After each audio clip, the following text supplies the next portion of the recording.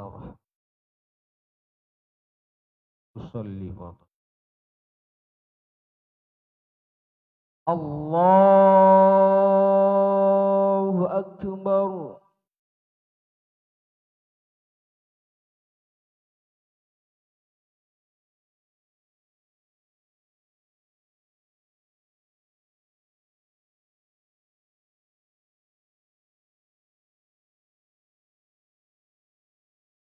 Bismillahirrahmanirrahim. Alhamdulillahi Rabbil Alamin. Ar-Rahmanir Rahim. Maliki Yaumiddin. Iyyaka na'budu wa iyyaka nasta'in. Ihdinas siratal mustaqim. Siratal ladzina an'amta 'alaihim ghairil maghdubi 'alaihim waladdallin.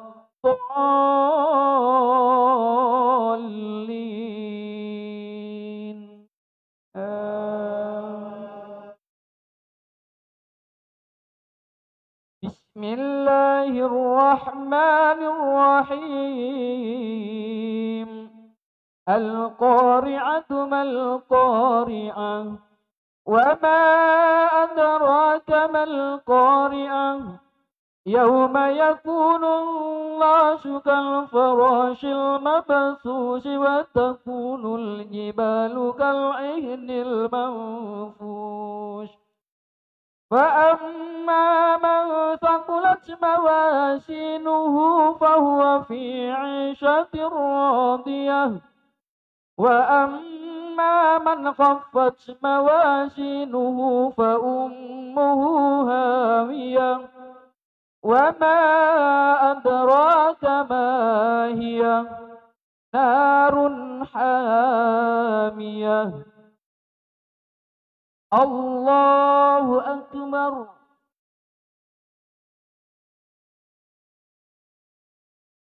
Sami Allahu liman hamidah.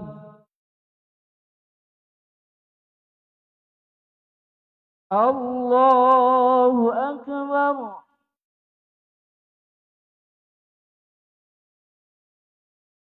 Allahu Akbar.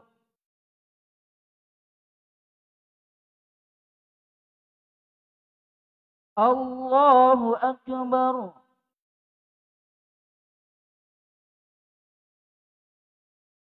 Allahu Akbar. Bismillahirrahmanirrahim.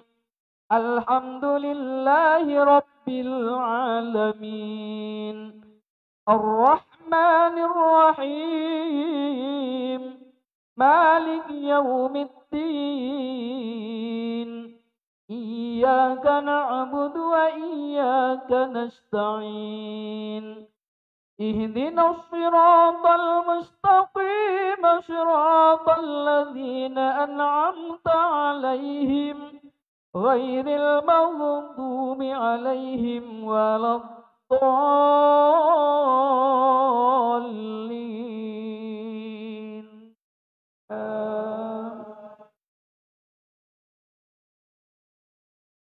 Bismillahirrahmanirrahim. Wat-tini waz-zaytuni wa turi sinina wa hadzal baladil amin.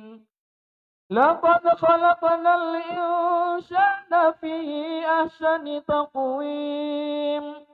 Thumma radadnahu asfala safilin. إلا الذين آمنوا وعملوا الصالحات فلهم أجر غير ممنون.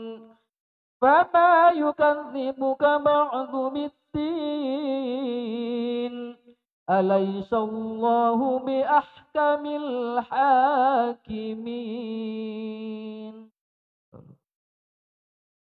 الله أكبر.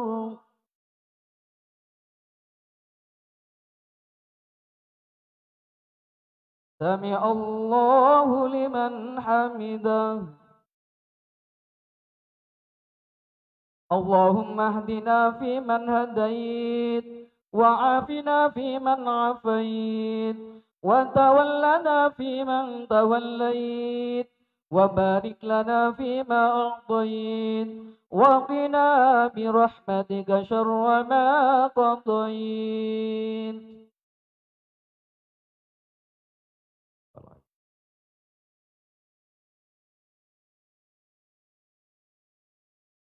وصلى الله على سيدنا محمد النبي الأمي وعلى آله وصحبه وبارك وسلم. الله أكبر.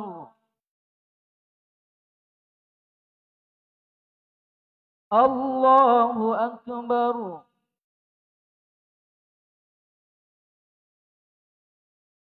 الله أكبر.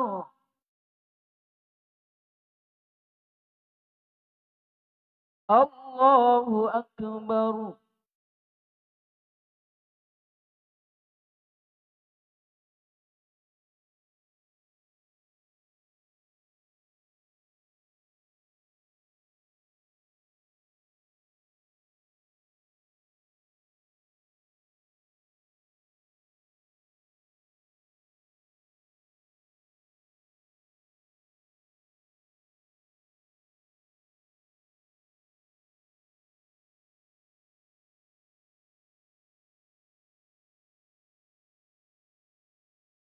السلام عليكم ورحمة الله.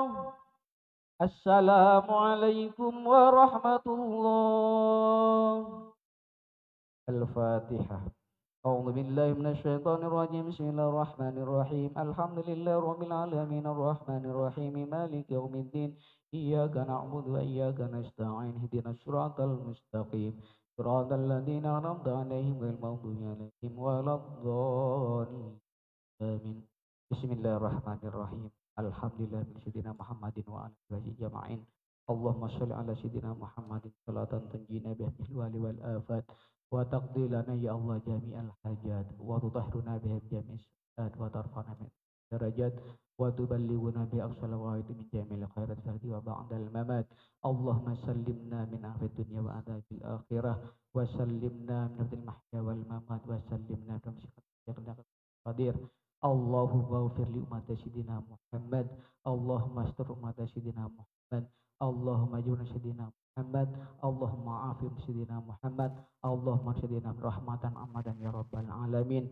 واختم لنا يا الله بحسن الخاتمة. واختم لنا يا الله بسم ربنا آتنا في الدنيا حسنة وفي الآخرة وقنا عذاب النار. وصلى الله على محمد وآله وسلم.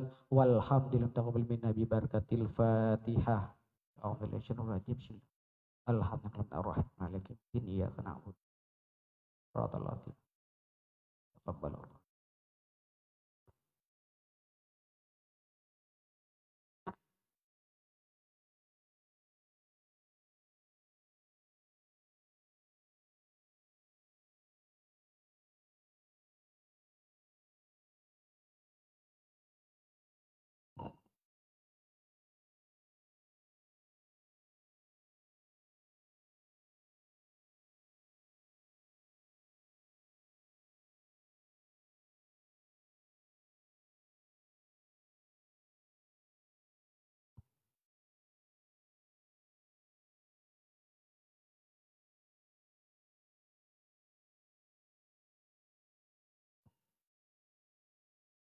Bismillahirrahmanirrahim. Assalamualaikum warahmatullahi wabarakatuh.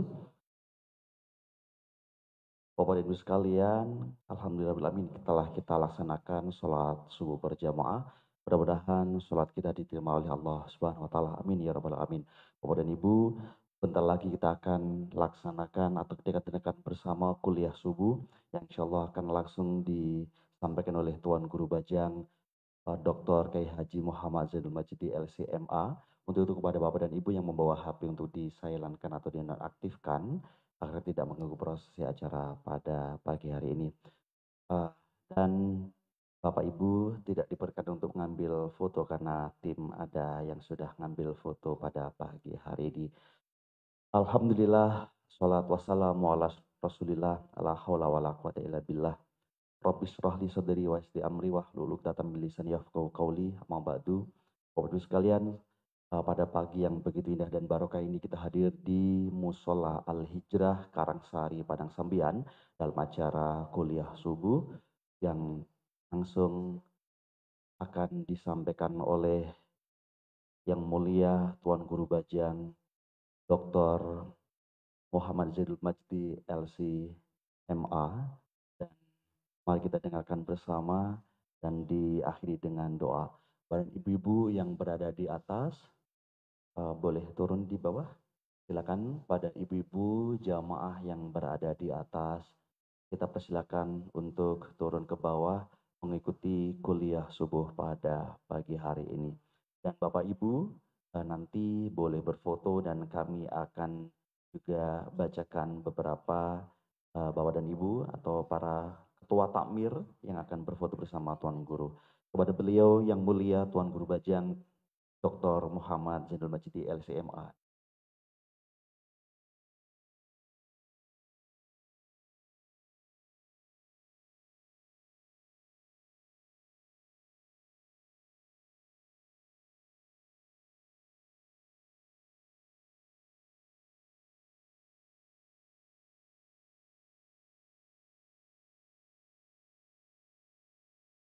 Kepada diri beliau dan para sahabat untuk memulai sesuatu dengan sebaik-baik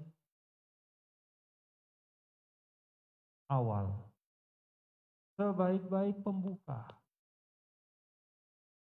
Kalau kita lihat dalam 24 jam, katakanlah dalam kebiasaan kita sebagai manusia, di mana hari itu dimulai dengan katakanlah persiapan akan terbit matahari, subuh. Maka subuh itu istimewa. Dalam Al-Quran pun, Quran Al-Fajri itu dibedakan dengan yang lain. Aqimis sholata liduluki syamsi ila ghasaqil laili wa Quran Al-Fajri. Lalu Allah Ta'ala mengatakan inna Quran Al-Fajri kana masyhur. Jadi dari sholat zuhur, asar, maghrib, isya, kemudian wa Quran Al-Fajri, sholat subuh, dan khusus untuk sholat subuh ini Allah sampaikan inna Quran Al-Fajri kana masyhur. Bahwa bacaan pada saat subuh itu disaksikan dan dipersaksikan oleh para malaikat. Alhamdulillah.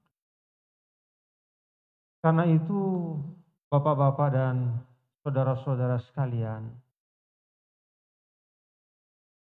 kita dididik oleh Rasul yang mulia untuk semaksimal mungkin bisa sholat subuh di masjid berjamaah. Untuk membangun kebiasaan ini, memulai sesuatu dengan yang baik. Rasulullah SAW tahu umatnya itu beda-beda. Ada yang kuat untuk bangun malam, tahajud. Bisa sampai 12 rakaat, ditambah witir 3 rakaat menjadi 15, atau 8 rakaat ditambah witir 3 menjadi 11. Tapi ada juga yang tidak sanggup atau tidak terbiasa untuk bangun malam bertahajud. Maka Rasul Shallallahu Alaihi Wasallam memberikan jalan, katakanlah memberikan solusi didapati atau dilakukan oleh manusia sesuai dengan tabiatnya sebagai makhluk hidup. Makan 3 kali sehari, Tidak hanya itu sumber energi. Untuk pekerjaan-pekerjaan lahiriah, makan adalah sumber energinya. Tapi untuk kehidupan ini tidak hanya sekedar pekerjaan lahiriah. Bukan hanya pekerjaan otot. Tapi ada pekerjaan otak, ada pekerjaan hati, ada pekerjaan jiwa. Bahkan hati dan jiwa itu penting untuk selalu kita asah. Karena dalam Al-Quran itu yang dikaitkan dengan kecerdasan ternyata bukan dengan otak. Tetapi dengan kulub. Lahum kulubun la yafqahuna biha. Mereka punya hati yang tidak cerdas. Maka yang perlu kita cerdaskan itu bukan hitung-hitungan rasio saja. Atau bukan otak saja yang perlu kita asah. Yang paling penting adalah mengasah hati dan jiwa kita. Dan mengasahnya itu perlu energi, perlu bekal. Sebaik-baik bekal adalah amal soleh dan ketakwaan. Wa tazawwadu fa inna khairaz zadit taqwa. Jadi bapak-bapak dan ibu,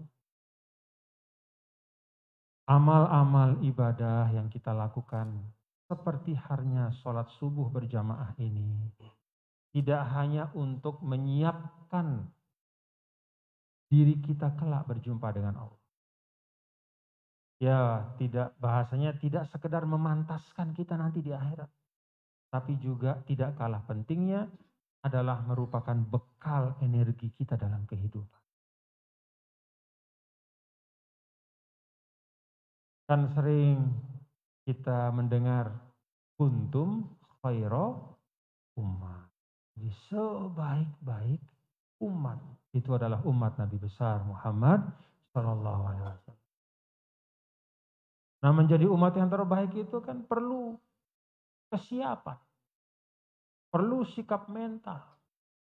Dan membangun sikap mental itu salah satunya dengan seperti kita pada pagi hari ini. Maka saya bersyukur, alhamdulillah.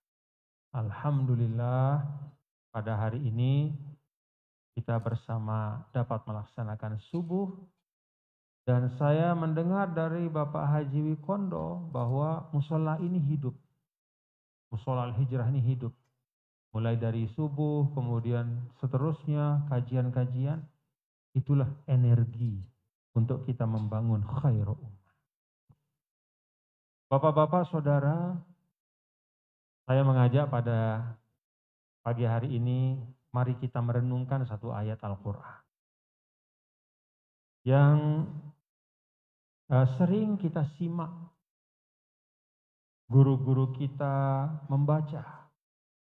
Dulu saya ingat betul salah seorang dari dosen saya di Kairo itu selalu baca ayat ini setiap kali mau ngajar. Ayat 105 dari surah At-Taubah. Allah Subhanahu wa taala berfirman, A'udzu billahi minasyaitonir rajim. Bismillahirrahmanirrahim. Wa qul i'malu fasayarallahu 'amalakum wa rasuluhu wal mu'minun. Wa saturadduna ila 'alimil ghaibi wasyahadah fayunabbi'ukum bima kuntum ta'malun. Katakanlah wahai Muhammad. Ini ayat yang diawali dengan wakul ya. Kalau wakul itu biasanya isinya itu penting-penting untuk kita. Biasanya isinya itu adalah pokok-pokok tuntunan Islam. Baik itu akidah, ibadah maupun muamalah. Qul huwallahu ahad. Nah, itu tuntunan akidah yang paling tinggi. Katakan Muhammad kepada semua, Allah itu esa. Di sini juga diawali dengan qul wa qul. Katakanlah wahai Muhammad. Apa yang Rasul diminta untuk mengingatkan kita? I'malu fasayarallahu amalakum wa rasuluhu wal mu'minun. Katakanlah wahai Muhammad, bilang kepada umatmu itu, bilang kepada warga muslim yang ada di padang sambian. Bilang kepada umatmu yang sekarang bersamamu dan yang seterusnya sampai akhir zaman. I'malu, bekerja dan beramal. Fasayarallahu amalakum wa rasuluhu wal mu'minun. Amalmu itu akan Allah lihat. Akan Rasulnya lihat. Dan akan dilihat pula oleh orang-orang yang beriman. Wasaturadduna ila alimil ghaibi wasyahadah. Dan kemudian pada saatnya kalian akan dikembalikan kepada yang maha mengetahui segala sesuatu. Baik yang gaib maupun yang nyata yang tampak. Dan saat itulah kalian akan diberikan ganjaran. Diberitahu bagaimana kualitas amal kalian di dunia. Dan akan diberikan ganjaran sesuai dengan apa yang kalian lakukan. Ini guru saya dulu, bapak-bapak ibu, sering betul baca ayat ini. Dan di dalam salah satu kesempatan beliau menyampaikan ayat inilah yang selalu mengingatkan saya. Ketika saya akan beramal, ayat ini mengingatkan saya. Mengingatkan saya tentang beberapa hal, kata beliau, dan ini yang ingin saya sampaikan. Yang pertama, bapak-bapak ibu, ayat ini mengingatkan kita untuk mengorientasikan atau mengarahkan amal kita itu pertama dan utama mencari ridho Allah.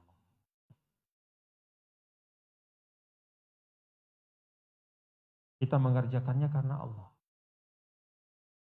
Maka dalam ayat ini Allah disebut yang pertama, fasayarallah. Allah akan melihat. Yang kedua, wa rasuluhu, rasulnya.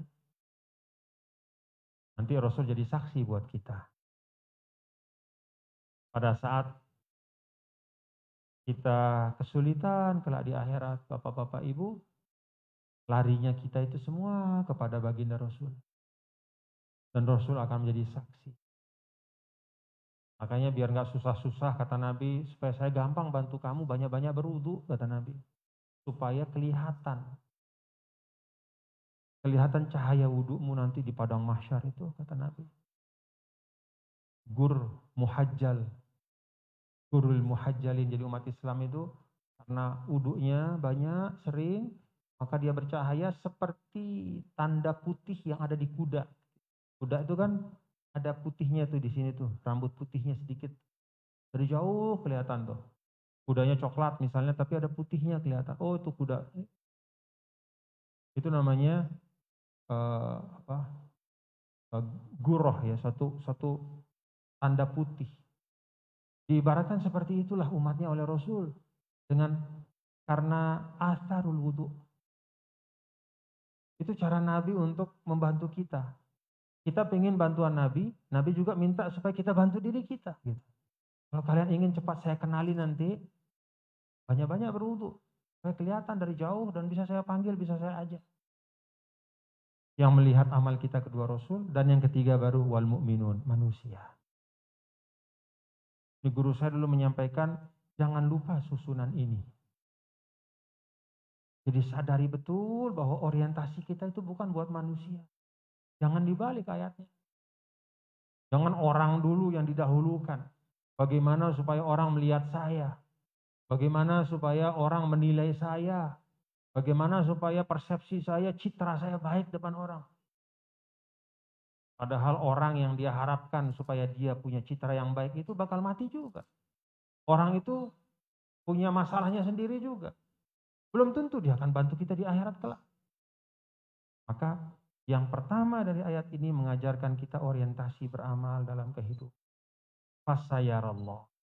Kita harus ingat yang pertama dan utama yang akan menyaksikan amal-amal kita adalah Allah Subhanahu wa ta'ala. Makanya Imam Bukhari itu ngarang kitab hadis ya, bapak-bapak, tebal sekali. Itu disebut sebagai as-sahhul kutub ba'dal Quran. Itu kitab buku yang paling penting di dunia bagi kita umat Islam setelah Al-Quran, itu Sahih Bukhari. Karena isinya adalah hadis-hadis yang sahih, yang tertinggi derajatnya. diambil oleh Imam Bukhari itu dari 1 juta hadis yang dia hafal. Jadi 1 juta hadis dia hafal, dia seleksi lagi, seleksi. Diseleksi semua sampai hanya berapa ribu saja. Itu saking tindihnya. Pernah Imam Bukhari itu pergi cari hadis. Jauh dia cari hadis tuh, pergi ribuan kilo. Begitu sampai dia nanya, mana orang yang meriwayatkan hadis ini? Oh, rumahnya di sana. Begitu Imam Bukhari nyamperin dia, datang.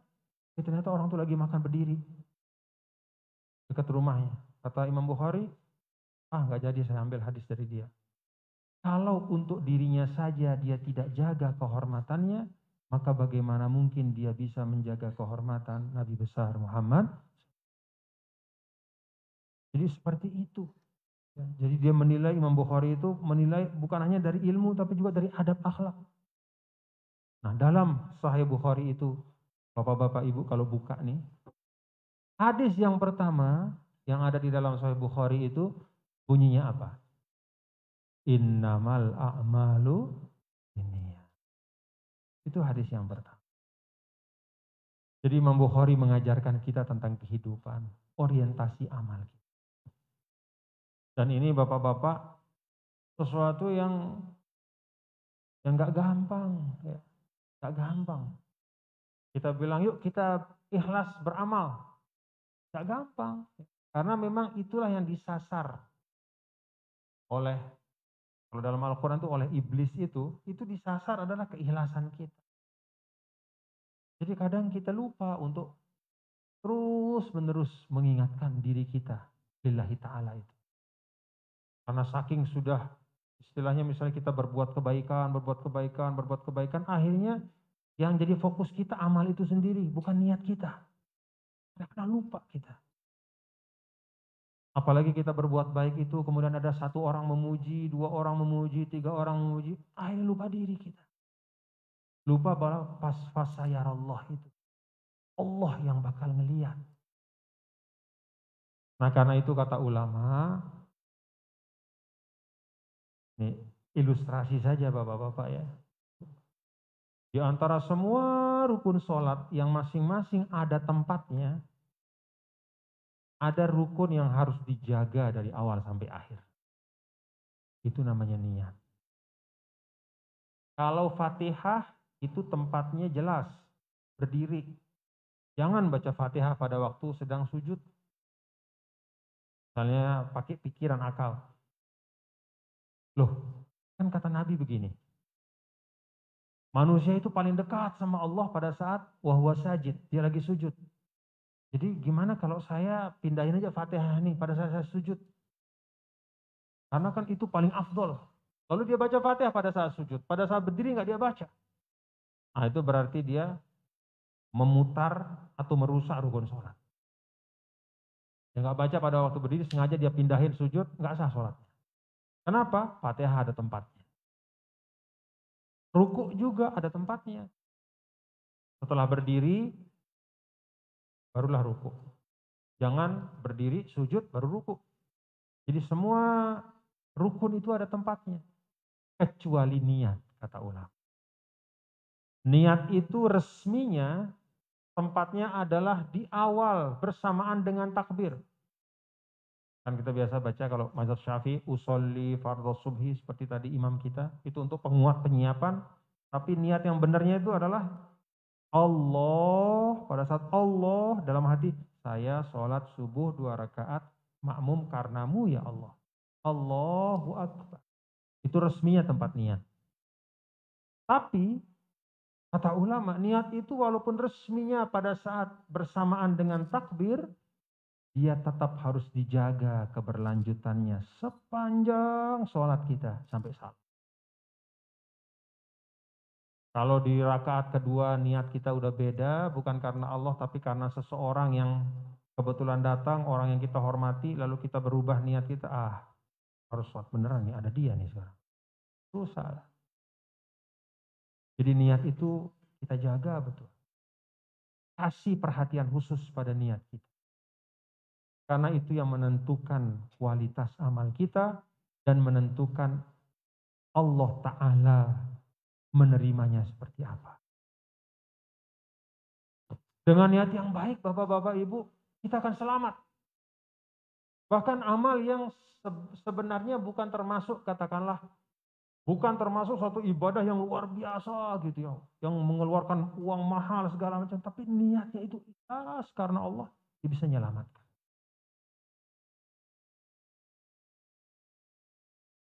Kan di dalam Sahih Bukhari itu ada yang kisah 3 orang ya, yang terperangkap dalam gua, itu hadis sahih kan. Lalu satu sama lain udah bingung, dorong barang-barang nggak bisa, ketutup batunya jatuh, ketutup, wah nggak bisa. Hampir putus asa, akhirnya mereka satu sama lain saling mengingatkan, kalau seperti ini kita sudah nggak bisa menyelamatkan kita kecuali Allah Ta'ala. Mari kita bertawasul dengan amal kita. Maka masing-masing kemudian berdoa kepada Allah dengan amal yang dia yakini itulah amal dia yang paling berkesan dan paling ikhlas karena Allah. Kalau yang satu mengatakan, ya Allah saya itu bekerja, kemudian saya membawa makanan pulang, tapi suatu ketika saya punya tradisi bahwa yang makan makanan saya itu harus orang tua saya dulu, baru anak saya. Suatu ketika begitu saya pulang, tiba-tiba orang tua saya sudah tidur. Tapi saya tetap gak berani kasih anak saya tunggu sampai orang tua saya bangun. Sampai anak saya nangis-nangis segala macam, saya tahan saja sampai orang tua saya bangun. Begitu orang tua saya bangun, saya kasih makan, baru saya kasih makan anak saya. Padahal hati saya teriris mendengar anak saya nangis. Tapi saya sudah niatkan. Ya Allah, kalau itu saya lakukan karenamu, selamatkan saya ya Allah. Bergeser, kan gitu ya dalam hadisnya, bergeser batu itu. Nah satu lagi mengatakan, ya Allah saya punya keluarga, sepupu, gadis cantik sekali. Saya punya kesempatan untuk mendapatkan kenikmatan dari dia, tapi saya tinggalkan karenamu. Padahal sudah dapat kesempatan itu. Nggak ada yang tahu siapa-siapa. Tapi kemudian saya tinggalkan, kalau saya paksa saya bisa. Tapi saya tinggalkan. Hanya karena saya takut padamu ya Allah.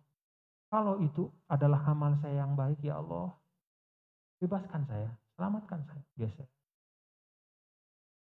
Ini kan amal-amal yang sehari-hari kita temukan. Tantangan-tantangan seperti ini. Lalu yang satu mengatakan, ya Allah saya tuh pernah dititipi, dititipi hewan. Lalu kemudian orang itu pergi hilang, sekian tahun kemudian saya besarkan hewan itu sampai beranak pinak banyak dia itu, sampai ribuan, kemudian dia datang.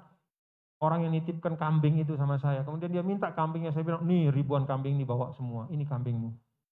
Ya kaget, kenapa kan saya cuma nitip satu? Iya, tapi dari itu kemudian jadi modal, saya ternakkan dan inilah dia semua hasilnya. Silahkan.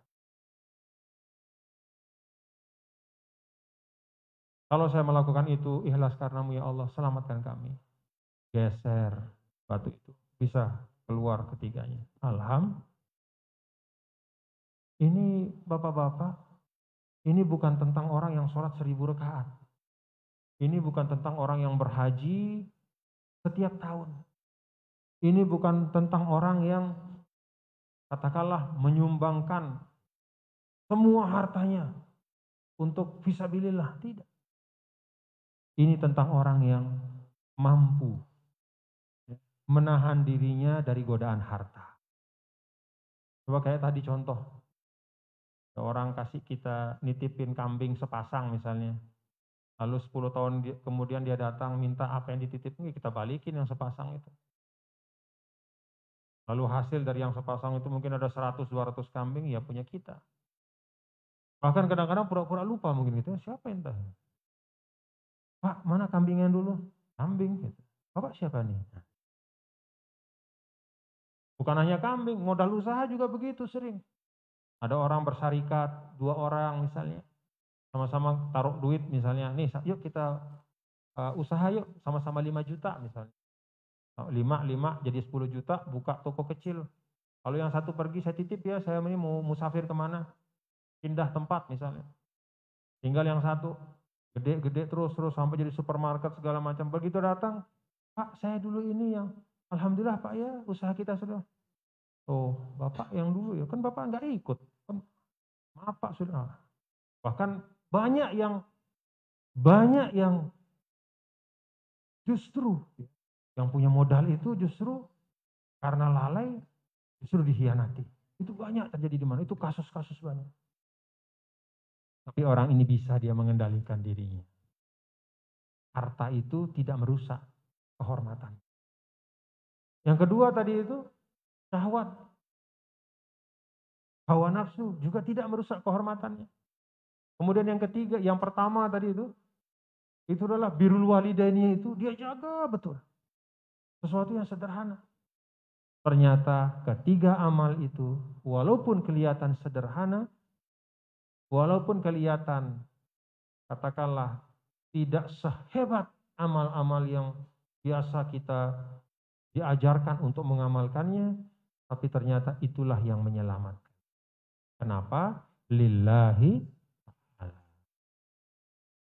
Ya sebaliknya juga kan ada cerita tentang 3 orang yang ahli baca Quran, yang kemudian meninggal dalam peperangan, ya.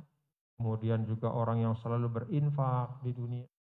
Begitu di akhirat nanti, ketika menghadap Allah, Allah katakan kepada mereka bertiga, bahwa engkau wahai orang yang berilmu, kamu dulu membaca Quran itu bukan untuk mendapat ridhoku, tapi supaya dipuji oleh yang mendengar. Dan itu sudah kamu dapatkan. Jadi jangan minta apa-apa lagi sama kamu yang dulu rajin berinfak, kan dulu niatmu bukan untuk mendapat ridhoku, untuk mendapatkan pujian, supaya dikatakan si fulan orang yang paling murah hati. Dan itu sudah kamu dapatkan. Maka jangan minta apa-apa.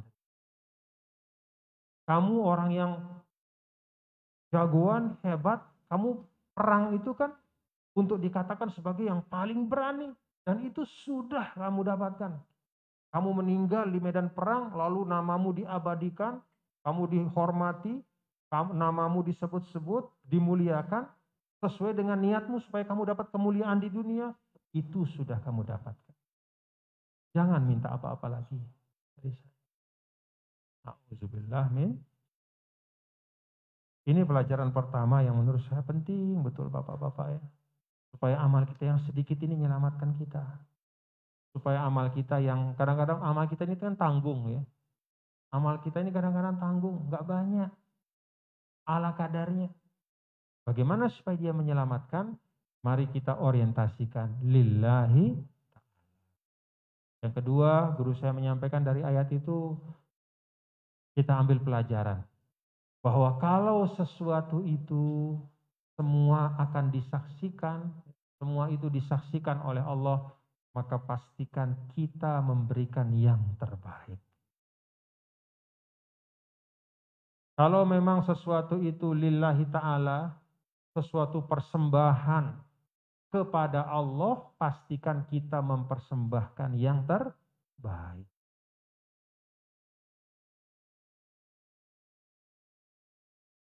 Di dalam Al-Quran itu kan dulu ada nenek moyang kita ya, putra dari Nabi Adam alaihissalam kan, Qabil dan Habil. Qabil dan Habil itu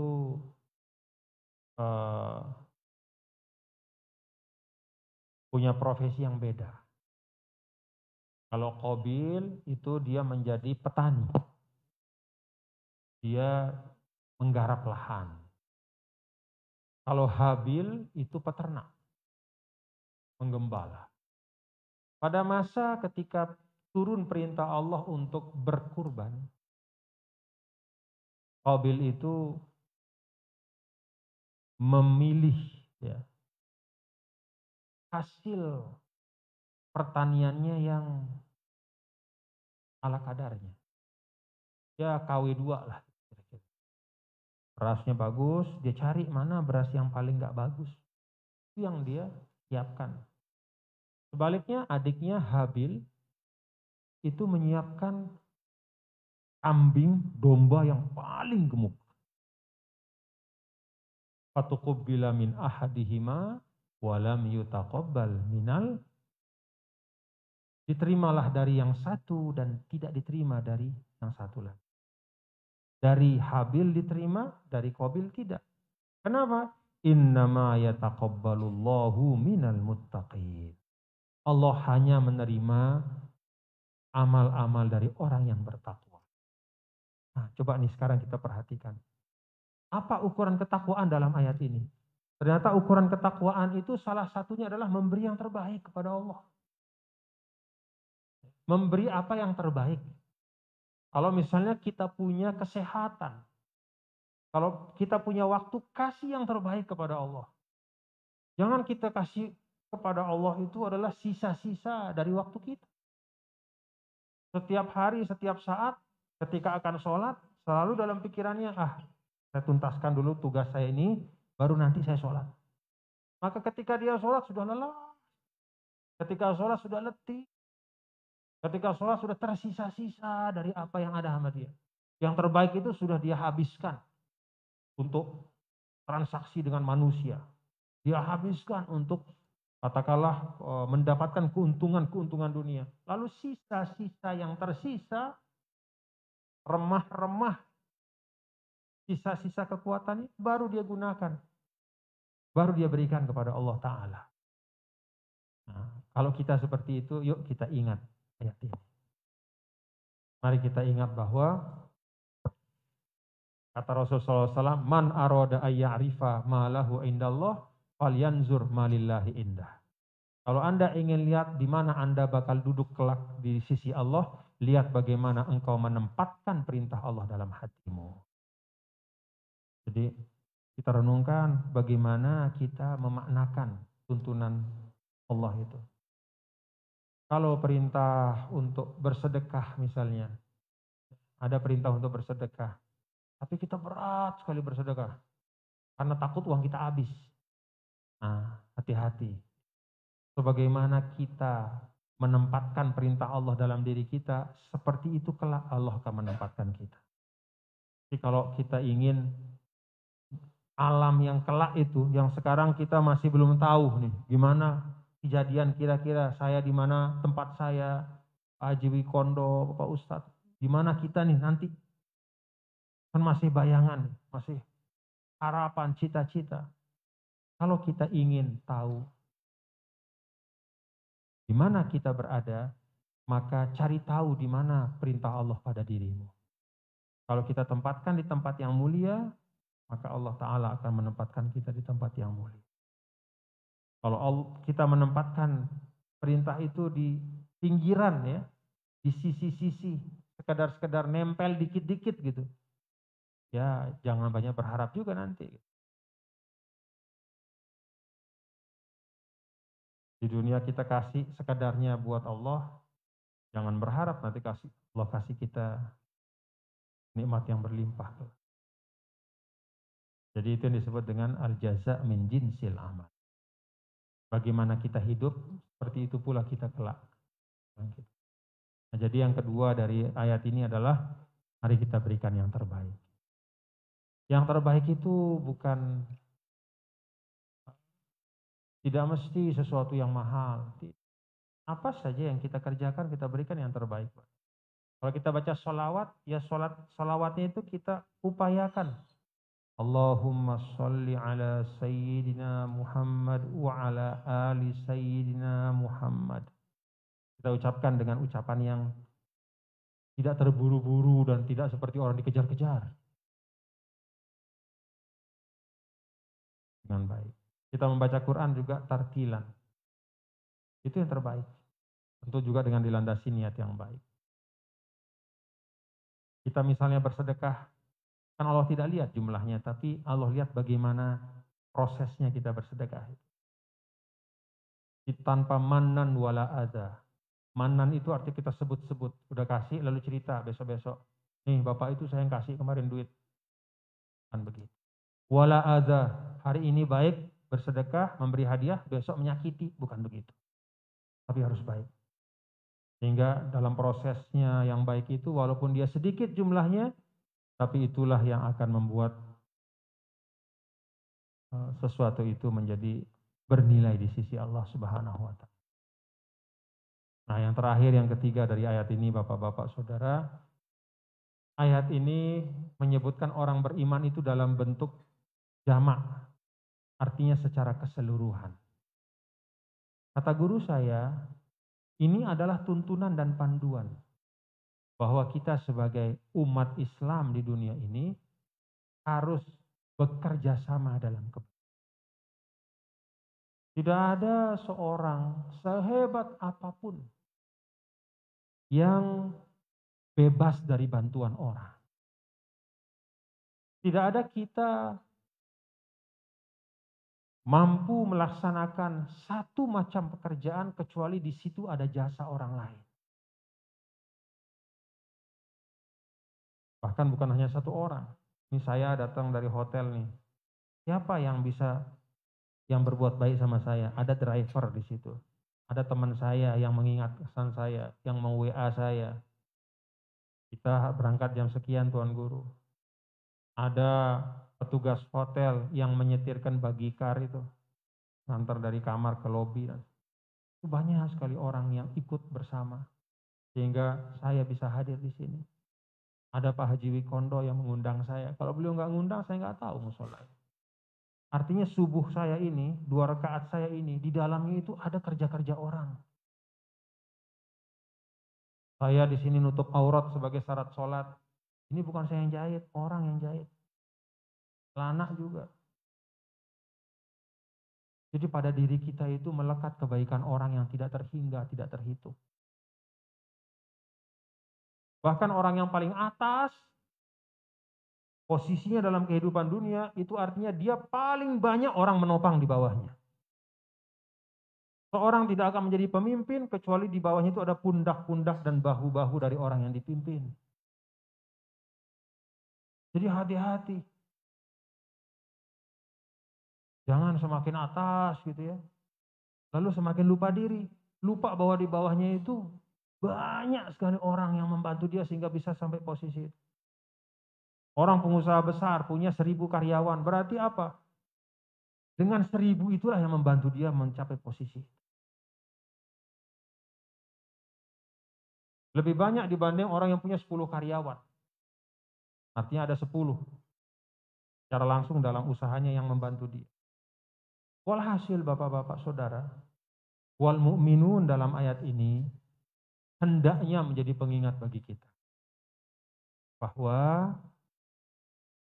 kebersamaan dan saling membantu dalam kehidupan itu adalah sesuatu yang niscaya, pokok. Maka dalam Islam itu orang beriman yang baik itu adalah apa katanya? Ya'laf wa yu'laf. Jadi orang yang mendekat dan didekati. Artinya orang yang punya hubungan sosial yang baik. Punya hubungan sosial yang baik. Dulu ada guru saya yang menyampaikan, sebenarnya sederhana untuk membangun hubungan sosial yang baik. Hafalkan 3 kalimat dan amalkan sesuai dengan tempatnya. Apa itu? Maaf, terima kasih, permisi. Pegang saja 3 kata itu. Dan amalkan sesuai dengan situasi yang ada. Kalau engkau dapat sesuatu yang baik, segera katakan, terima kasih Pak, terima kasih Bu. Kalau engkau merasa engkau melakukan sesuatu sengaja maupun tidak sengaja, tapi bisa menyakiti orang, mohon maaf Pak, maaf Bu. Kalau engkau melewati sesuatu keadaan, di mana di situ banyak orang-orang yang terhormat, orang yang perlu untuk dimuliakan, engkau lewat di situ, engkau ingin melaksanakan suatu hajat kepentingan, permisi, astadzin kalau dalam bahasa Arab. Syukron, afwan, astadzin. Makasih, mohon maaf, permisi, bahasa kita. Pegang saja 3 ini. Tentu selain hal-hal yang lain. Kan kita kalau kasih orang, senang nggak orang bilang terima kasih? Kita lillahi ta'ala nih, tapi senang nggak hati kita? Kita lillahi ta'ala kasih orang, tapi lillahi ta'ala, cuman kan kadang-kadang hati kita, ya dah, besok saya kasih lagi. Gitu. Hilang rezeki kita karena lupa dan tidak mau mengucapkan terima kasih. Bahkan bukan hanya rezeki kita juga menutup pintu kebaikan dari orang. Orang yang semula hendak berhadiah, bersedekah, memberi sesuatu, itu tidak jadi dia melakukan perbuatan baik karena sikap kita. Jadi sikap kita yang salah tidak hanya merugikan kita, juga menutup pintu kebaikan buat orang. Tapi kalau sikap kita benar, itu juga membawa kebaikan untuk kita dan juga membuka pintu-pintu amal-amal baik untuk orang. Ya gampang-gampangnya kalau kita kasih misalnya sesuatu kepada orang yang membutuhkan, lalu dia bilang terima kasih, kan senang. Kita mau semakin, alhamdulillah. Rasanya secara ini, walau tetap lillahi ta'alanya tetap, cuman sama seperti permintaan maaf juga. Maka di dalam di dalam Ali Imran itu wal afina anin nas. Jadi orang bertakwa itu adalah orang yang memberi maaf dan juga meminta maaf. Kalau antara memberi dan meminta lebih bagus mana? Hah? Ya memberi tanpa meminta, mendahulukan untuk memaafkan. Artinya ini hal yang penting. Jadi 3 hal itu kata guru saya itu aja. Terima kasih, mohon maaf, dan permisi. Takzim. Pegang saja itu. Nggak ada yang namanya kelebihan terima kasih, itu nggak ada. Makasih Pak ya, makasih ya, makasih. Dalam setiap kita habis teleponan, terima kasih Pak ya. Kita habis WA, terima kasih ya. Kita ketemu orang, terima kasih. Itu nggak ada namanya kelebihan terima kasih. Kalau makanan kan ada istilahnya, kalau orang apa tuh ya? Kalau orang Lombok namanya anyir. Anyir itu manisnya kelewatan misalnya. Atau asinnya kelewatan. Kalau kata orang Betawi itu nyelap. Enak tapi kelewat enak gitu, jadi sampai nggak bisa kita makan lagi gitu lah. Tapi kalau terima kasih itu nggak ada. Semakin banyak kita terima kasih itu semakin baik. Ingat salah satu Asmaul Husna, ya syakur. Allah itu sifatnya adalah sangat berterima kasih dan bersyukur. Apa ciri Allah berterima kasih dan bersyukur? Satu amal dibalas dengan minimal 10 balasan. Alhamdulillah. Inilah yang dapat saya sampaikan Bapak-bapak, Ibu, Saudara. Mudah-mudahan apa yang saya sampaikan ada manfaatnya untuk kita semua, khususnya untuk diri saya, meluruskan niat kita, memastikan yang kita berikan adalah yang terbaik, dan yang ketiga, mengingat dengan sesungguh-sungguhnya bahwa kebersamaan itu adalah sesuatu yang sangat penting dalam kebaikan. Dan bahwa tidak ada hal baik yang sampai kepada kita kecuali di dalamnya ada jasa dan amal orang lain. Rabbana taqabbal minna innaka antas samiul alim, tub alaina innaka antat tawwabur rahim. Allahumma anfa'na bima 'allamtana wa 'allimna ma yanfa'una. Ya Allah, berikanlah kami kemanfaatan dari apa yang Engkau ajarkan, dan ajarkan kami ya Allah apa yang dapat kami manfaatkan dalam kehidupan. Rabbana atina fid dunya hasanah wa fil akhirati hasanah wa qina adzabannar. Sallallahu wasallam ala sayyidina maulana Muhammad walhamdulillahi rabbil alamin. Sehat-sehat Bapak Ibu selalu, dan bagian dari tuntunan agama kita adalah sikap kita itu harus disesuaikan dengan situasi dan kondisi yang ada.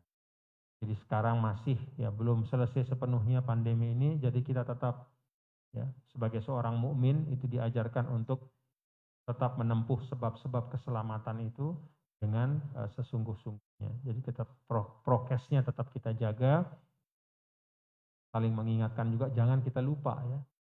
Mudah-mudahan tidak terjadi lagi yang pernah terjadi beberapa waktu yang lalu. Mohon maaf apabila ada kekhilafan. Assalamualaikum warahmatullahi wabarakatuh.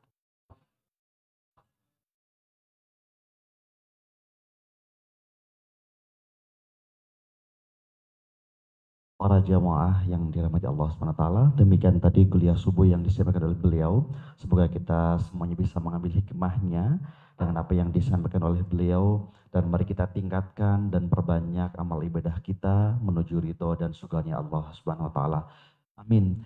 Kami mengucapkan terima kasih kepada Tuan Guru, dan merupakan kehormatan bagi kami, keluarga besar atau Jamaah Al-Hijrah Karangsari Panang Sambian, di mana Tuan Guru hadir di tengah-tengah kita, mungkin di Provinsi Bali baru beliau yang hadir, dan alhamdulillah kami ucapkan terima kasih Tuan Guru dan Pak Kiai atas berkat Bapak Haji Trisno Wikondoro Harjo. Terima kasih, semoga Bapak Haji Trisno Wikondoro Harjo selalu sehat, murah rezeki, amin ya rabbal alamin.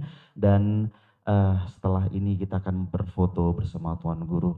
Silakan Pak Kiai dan juga Pak Haji Trisno Wikondoro Harjo untuk berfoto, monggo didampingi Pak Haji Darmaji, monggo berdiri. Oke, dan